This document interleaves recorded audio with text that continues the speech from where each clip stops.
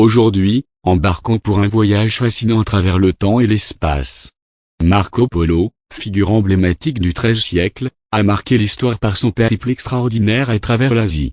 Sa vie, ses découvertes et ses récits dans le livre des merveilles ont transformé la vision du monde occidental. Suivez-moi dans ce portrait captivant. 1. Les origines et une genèse promise au voyage. Naissance à Venise vers 1254, dans une riche famille de marchands. Orphelin de mère, il est élevé par des proches, pendant que son père Niccolo et son oncle Maffeo voyagent. Il ne retrouve ses deux aînés qu'à l'âge de 15 ans, après leur retour de Constantinople et d'Orient, porteur d'un message de Kublai Khan demandant des prêtres et de l'huile sainte. 2. Le grand départ, l'aventure commence. À 17 ans, Marco rejoint son père et son oncle pour retourner en Asie, en réponse à l'appel du camp mongol. Le voyage, d'abord en Méditerranée puis sur la route de la soie, traverse la Perse, l'Afghanistan, les montagnes du Pamir, et le désert de Gobi. Plusieurs compagnons, dont 2 dominicains, feront demi-tour. 3. À la cour de Kublai Khan, rôle d'émissaire. Arrivé en 1275 à Chandu, capitale d'été du Khan, les Polos sont accueillis chaleureusement.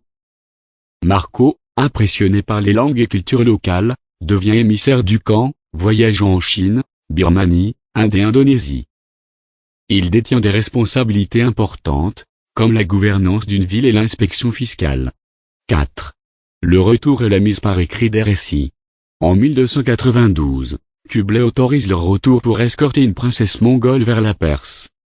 Le voyage retour, semé d'embûches, les ramène à Venise en 1295, après 24 ans d'absence, sous le surnom de Milioni en référence aux richesses rapportées. Capturé par les Génois lors d'un conflit naval, Marco est emprisonné.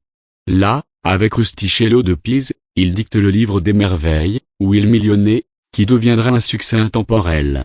5. Après la gloire, matrimoine, réussite et legs. Libéré autour de 1299, il épouse Donata Bader et a 3 filles, Fantina, Bella et Moretta. Il reprend ses activités de marchand, reste à Venise, et meurt le 8 janvier 1324, probablement enterré dans l'église San Lorenzo.